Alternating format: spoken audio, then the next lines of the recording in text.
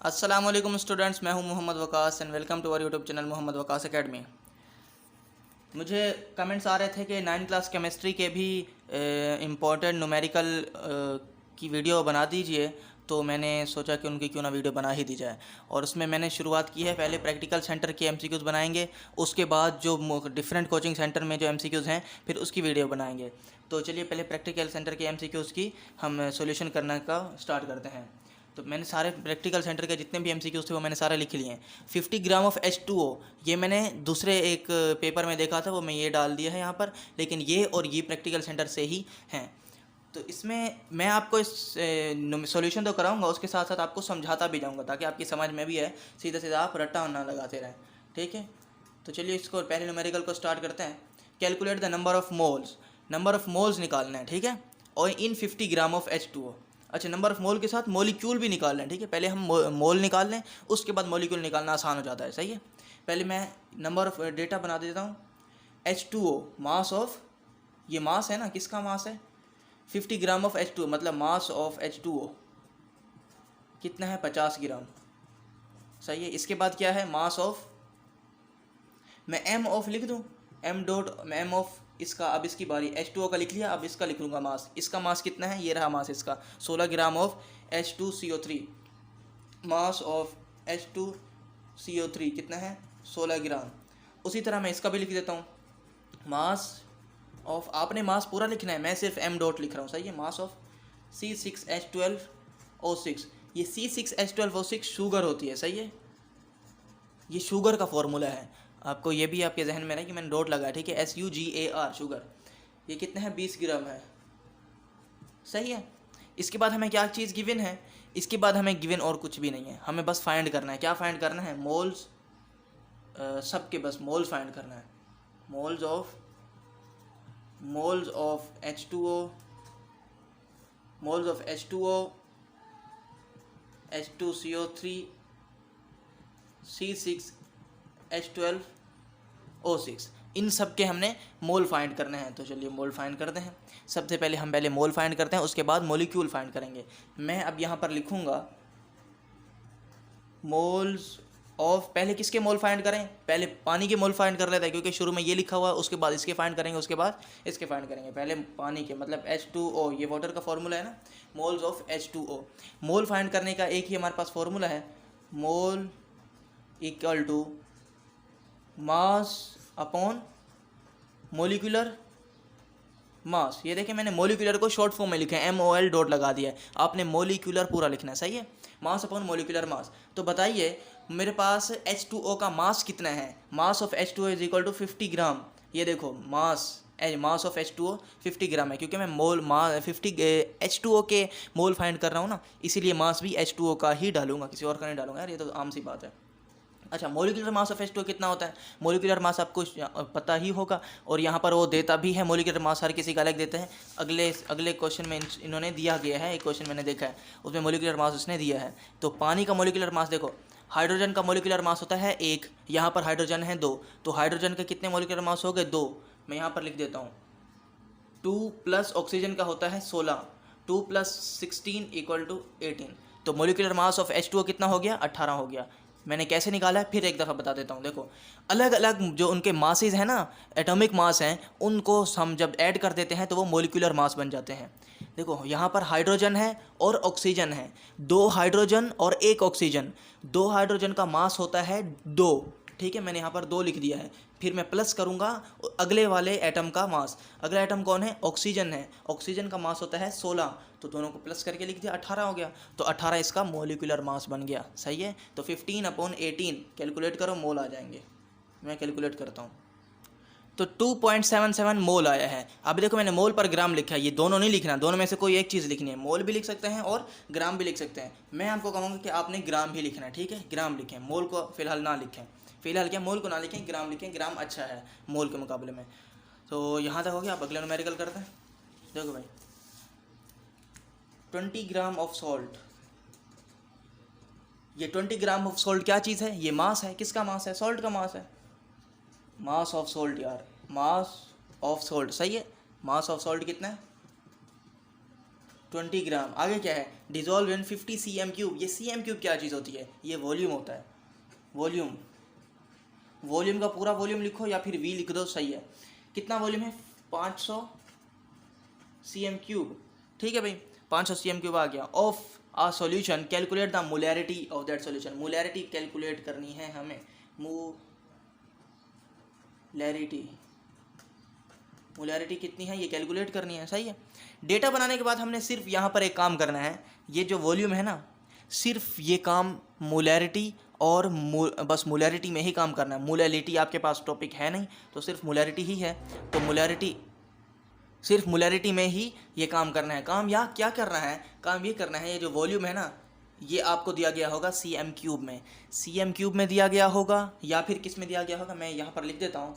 Volume बराबर होगा, किस में दिया गया होगा, ये देखो फिलहाल वॉल्यूम किस में दिया गया है, cm3 में। यहाँ देखो वॉल्यूम दिया गया है cm3 में, आपको cm3 में भी दिया जाएगा, dm3 में भी दिया जाएगा, सही है। इन दो में दिया जा सकता है, हमें ये दोनों नहीं चाहिए। हमें क्या चीज़ चाहिए, हमें चाहिए लीटर चाहिए, LI या फिर पूरा लीटर चाहिए। ये नहीं चाहिए, ये नहीं चाहिए, ये चाहिए, ठीक है।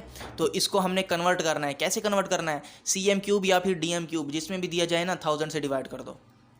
मैंने क्या कहा, मैंने ये कहा cm3 या फिर dm3, जिसमें भी हमें वॉल्यूम दिया जाए ना, उसे 1000 से डिवाइड कर दो। हमारे पास 500 cm3 है, 500 को किससे डिवाइड करेंगे, 1000 से। आंसर क्या आएगा, इन 2 0 से ये 2 0 कट गए, 5/10। 5 को 10 से डिवाइड कर दो, क्या आ जाएगा यार, 1/2 आएगा, 0.5 आ जाएगा। तो ये आएगा 0.5 लीटर, सही है। L का मतलब लीटर। यहाँ तक बात समझ आ गई, बस इतना ही समझाना था। इसके बाद सॉल्यूशन करते हैं। बहुत ही आसान फॉर्मूला है इसका, बहुत ही आसान।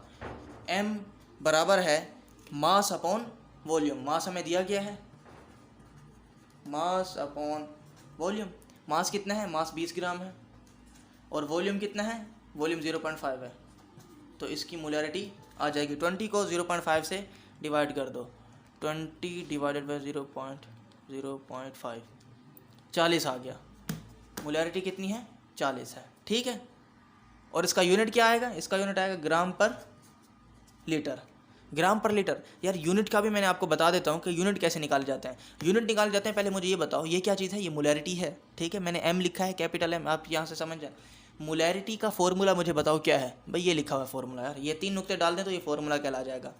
मोलैरिटी का फॉर्मूला ये है, सही है भाई। मुझे बताओ फॉर्मूले में कौन कौन से एलिमेंट हैं। फॉर्मूले में एक तो मास है, दूसरा वॉल्यूम है, ठीक है, और आपस में दोनों डिवाइड हो रहे हैं। मास का यूनिट क्या होता है, मास का यूनिट होता है ग्राम, ठीक है। अब अगर फिजिक्स में बात करें तो मास का यूनिट केजी होता है, ठीक है, लेकिन फिजिक्स और केमिस्ट्री को मिलाओ नहीं, वरना कुछ और बन जाएगा। तो फिजिक्स में तो केजी होता है और फिजिक्स में यूनिट चेंज करना पड़ता है। यहाँ हमने यूनिट चेंज नहीं किया और यहाँ पर कभी नहीं करेंगे। केमिस्ट्री में ग्राम, मास का यूनिट कभी चेंज नहीं करेंगे, क्योंकि केमिस्ट्री में बहुत छोटी छोटी चीज़ों की बात की जाती है। तो छोटी छोटी चीज़ों के लिए हम बड़ा यूनिट नहीं लगाते। केजी बड़ा यूनिट है, वजन होता है ना, केजी बड़ा यूनिट है, और ग्राम छोटी छोटी चीज़ों के लिए इस्तेमाल होता है, तो छोटा। तो इसलिए हम केमिस्ट्री में ग्राम को ग्राम रखते हैं, बल्कि इनको कभी कभी चेंज करते हैं। किसी किसी न्यूमेरिकल में चेंज करते हैं, किसी न्यूमेरिकल में चेंज नहीं करते। सिर्फ मोलैरिटी वाले न्यूमेरिकल में हम cm3 को चेंज करेंगे, वॉल्यूम को चेंज करेंगे, आगे कभी यूनिट को चेंज नहीं करेंगे। मैं एक दफ़ा फिर आपको कह देता हूँ, सिर्फ मोलैरिटी के न्यूमेरिकल में यूनिट्स को चेंज करेंगे। किसका यूनिट को, वॉल्यूम के यूनिट को चेंज करेंगे, उसके अलावा कभी किसी यूनिट को चेंज नहीं करेंगे, सही है। ये आप जहन में रख लें अब बात।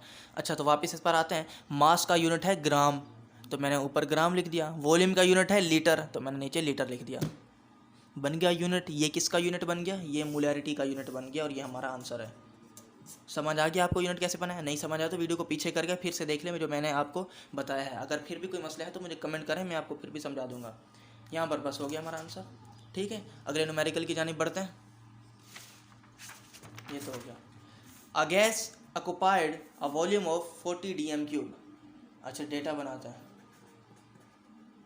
ये क्या चीज़ है, ये वॉल्यूम है। कितना वॉल्यूम है, 40 dm3 एट STP। STP क्या चीज़ होती है, STP में ना जो टेम्परेचर होता है वो 0 डिग्री सेंटीग्रेड होता है, और प्रेशर होता है 1 atm होता है, सही है। वो ये तो इसने दे दिया, प्रैक्टिकल सेंटर वालों ने ये दे दिया है। अगर ना भी देते तो आपको याद होना चाहिए, और ये आप याद रख लें। 0 डिग्री सेंटीग्रेड, ये 0 नहीं पुट करेंगे, 273 पुट करेंगे, सही है। 273, यहाँ वॉल्यूम इतना है तो टेम्परेचर कितना है, 273 केल्विन। ये टेम्परेचर है यहाँ पर, सही है। STP का ये मतलब होता है 0 डिग्री सेंटीग्रेड का मतलब 273 केल्विन, ये आप याद रख लें। अच्छा, एट 1 ATM ये क्या चीज़ होती है, ये प्रेशर है 1 ATM। आगे क्या है, when pressure is increase to 3 ATM, ये तो ये P1 हो गया और ये P2 हो गया, 3 ATM की बात कर रहा है, ATM यार ये M लिखा है, सही है। At unchange volume, unchange temperature, temperature को चेंज नहीं कर रहा, मतलब ये T1 है तो T2 भी इतना ही है, कितना है 273 केल्विन, सही है। आगे क्या चीज़ पूछ रहा है, आगे पूछ रहा है what would be the new volume, volume पूछ रहा है, मतलब V2 पूछ रहा है, क्योंकि V1 तो ये दिया गया है। कितनी चीज़ें दे दी हैं, मैं एक दफ़ा फिर बता देता हूँ। पहले उसने 40 DM³ वॉल्यूम दिया, मैंने V1 करके 40 DM³ लिख दिया। आगे उसने 0 डिग्री सेंटीग्रेड दिया, डिग्री सेंटीग्रेड 0 नहीं पुट करेंगे, ये वाला पुट करेंगे, क्योंकि इसने बोल दिया है STP, स्टैंडर्ड टेम्परेचर प्रेशर, जो स्टैंडर्ड यूनिट ऑफ टेम्परेचर है ना वो है केल्विन, सही है। तो इसलिए मैं 273 केल्विन लिखूंगा, 0 डिग्री मतलब 273 केल्विन। मैं आपको एक और बात बता देता हूँ, अगर वो हमें बताए 10 डिग्री सेंटीग्रेड, इसका क्या मतलब होगा, इसका मतलब ये है इसमें हमने 273 को ऐड करके जो आंसर है वो हमने लिख देना है 283, सही है। मतलब जितना भी डिग्री सेंटीग्रेड में देना टेम्परेचर, उसमें 273 ऐड करने ही करने हैं। अब उसने मुझे 0 डिग्री सेंटीग्रेड दिया, मैंने 273 ऐड करके ये लिख दिया, तो 0 में 273 ऐड करूँगा तो यही बनेगा, ठीक है। आगे देखते हैं, प्रेशर ये दिया तो P1 आ गया 1 ATM, ठीक है। When pressure is increase up to 3 ATM, तो मैंने P2 लिख दिया 3 ATM।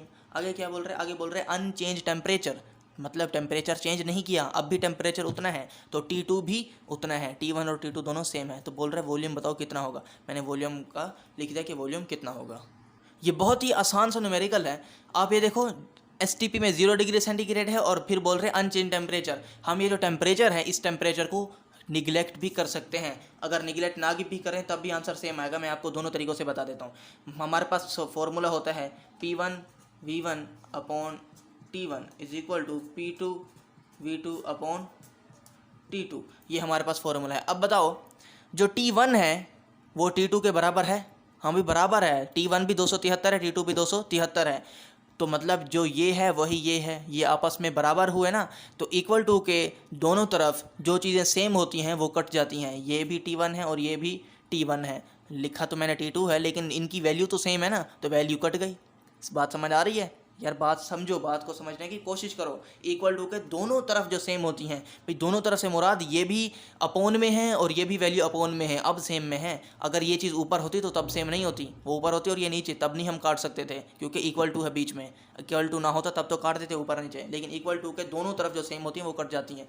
ये भी T1 है, ये भी T1 है और दोनों टेम्परेचर सेम है, देखो 273, तब मैंने दोनों को काट दिया। हमें मालूम क्या करना है, हमें V2 मालूम करना है। अच्छा, इसको काटने के बाद हमारे पास इक्वेशन कुछ ये बन गई, ये देखो भाई ये बन गई, क्योंकि टेम्परेचर तो कट गया, सही है। अब हमें क्या फाइंड करना है, हमें फाइंड करना है V2। मुझे बताओ V2 कहाँ लिखा हुआ है, V2 ये लिखा हुआ है, ये लो मैंने V2 को कैद कर दिया, V2 को मैं कैद कर रहा हूँ, कैद कर दिया V2 को, V2 मेरे कब्जे में है। अब V2 के साथ जो चीज़ चिपकी हुई है ना उसे हम उस तरफ शिफ्ट कर देंगे, क्योंकि जो चीज़ हमें फाइंड करनी होती है उसे हम अकेला रखते हैं, और जिसे अकेला रखते हैं उसे नहीं छेड़ते।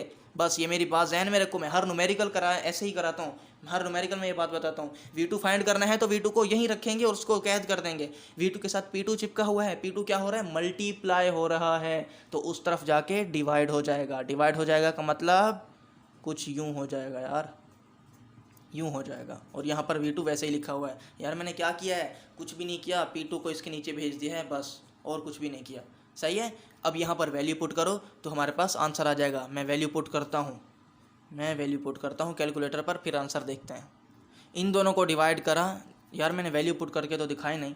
वैल्यू ये है, V2 बराबर है P1 1 है, V1 40 है, और नीचे जो P2 है वो है 3, ठीक है। इसको सॉल्व करने पर ये हमारे पास आंसर आ गया और ये हमारा आंसर है। अब आप बोलोगे, एक काम बोलोगे, यहाँ पर एक सवाल उठता है। सवाल क्या उठता है, मैंने पिछले न्यूमेरिकल में कहा है DM³ आए या फिर CM³ आए वॉल्यूम में तो 1000 से डिवाइड कर देंगे, लेकिन यहाँ मैंने 1000 से डिवाइड नहीं किया। अल्लाह के बंदो, मैंने पिछले न्यूमेरिकल में ये भी तो कहा है ये काम सिर्फ मोलैरिटी वालों में होगा।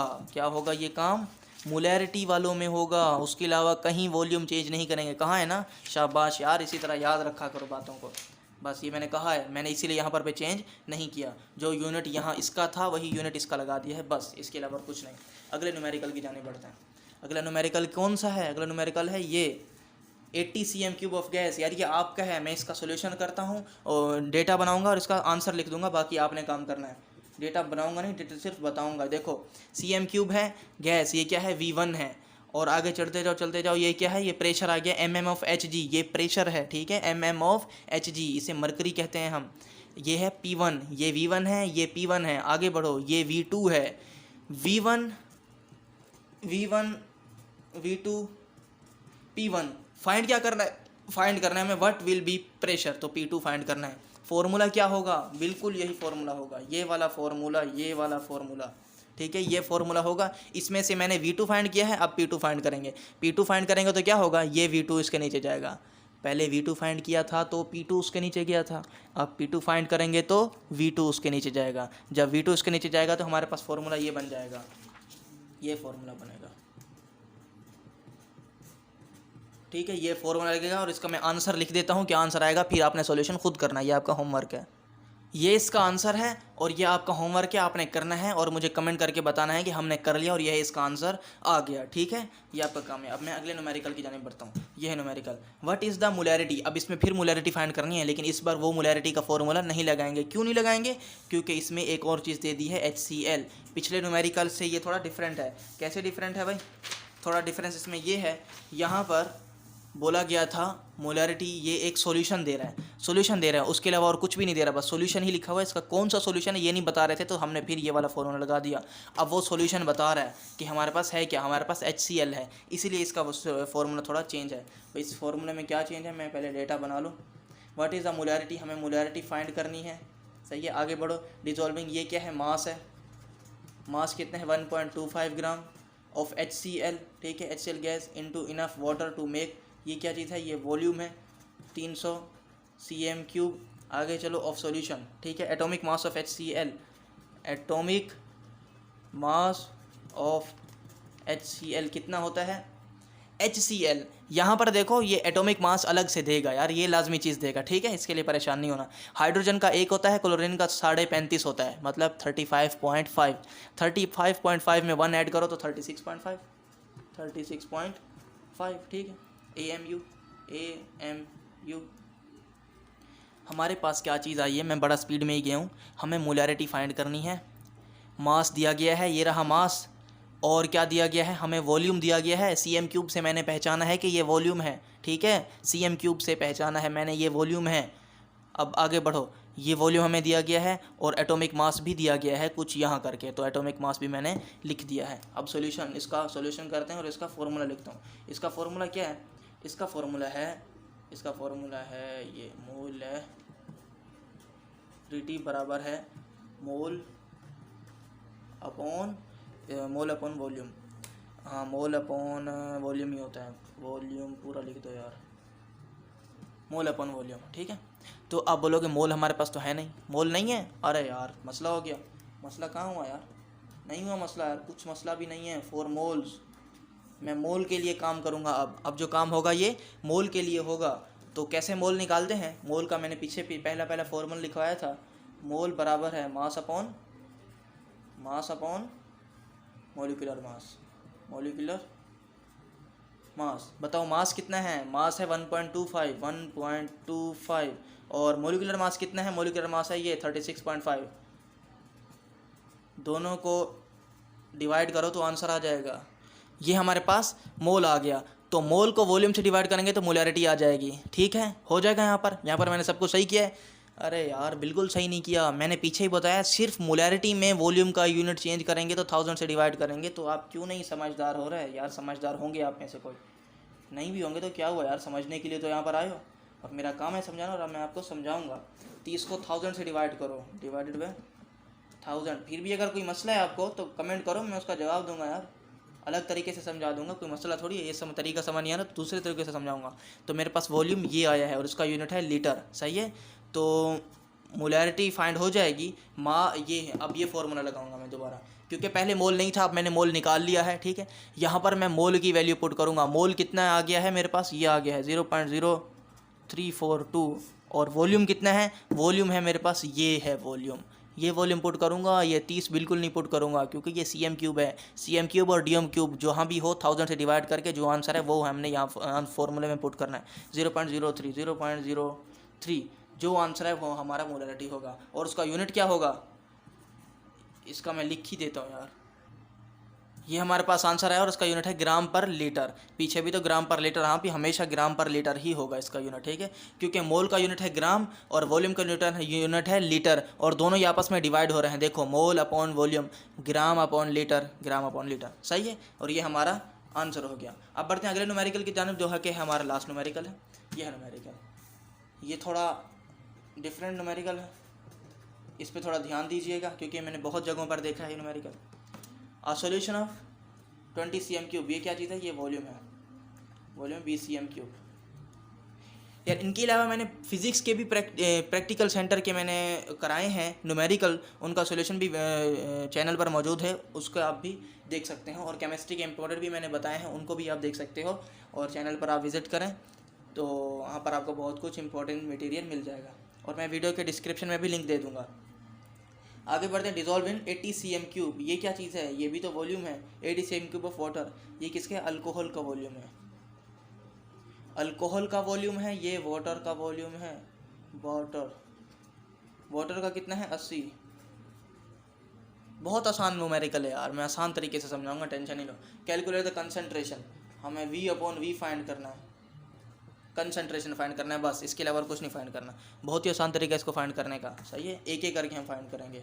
सबसे पहले हम कंसंट्रेशन ऑफ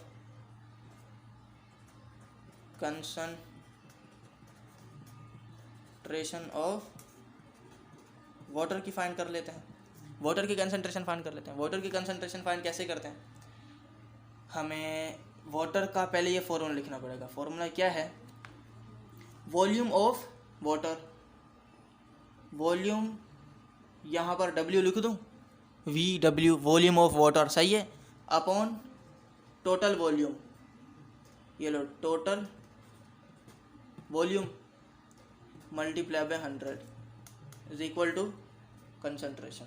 कंसंट्रेशन क्या आता है, इसमें परसेंट आता है, सही है, इसमें कंसंट्रेशन ही लिख देता हूँ, कंसंट्रेशन आप पूरा लिख दीजिएगा, सही है। ये हमें फॉर्मूला है। अगर हमें वाटर की कंसंट्रेशन चाहिए तो यहाँ पर वाटर का पुट करेंगे, अल्कोहल की कंसंट्रेशन चाहिए तो यहाँ पर हम W की जगह अल्कोहल लिख देंगे, किसी चीज़ की कंसंट्रेशन चाहिए तो यहाँ पर हम वही चीज़ लिखेंगे। कैसे लिखेंगे वो मैं अभी आपको बता देता हूँ। देखो volume of water, volume of water कितना है, वॉल्यूम ऑफ वाटर है 80, तो ऊपर लिखूँगा मैं 80। बताओ टोटल वॉल्यूम कितना है, टोटल वॉल्यूम क्या है, दो वॉल्यूम है, दोनों को ऐड कर दो। अगर कोई तीसरा वॉल्यूम भी होता तो तीसरे वॉल्यूम को भी हम ऐड कर देते। ये है 20 और ये है 80, ये देखो 20 जमा 80। अगर कोई यहाँ पर और वॉल्यूम होता तो उसको भी मैं ऐड कर देता। अब multiply by 100 is equal to concentration, ठीक है, 80 अपॉन 100 मल्टीप्लाई बाय 100 कर दो, इसको कैलकुलेटर पे करो, आंसर आ जाएगा 80 अपॉन 100 मल्टीप्लाई बाय 100 क्या आ गया, 80 आ जाएगा। हाँ भाई सीधा सीधा 80 आ गया। तो कंसंट्रेशन कितनी है, कंसंट्रेशन ऑफ, किसकी कंसंट्रेशन हमने निकाली है, ये वाटर की कंसंट्रेशन निकाल ली है। कंसंट्रेशन ऑफ वाटर बराबर है 80%। अब इसको हम परसेंट में लिखेंगे, ठीक है।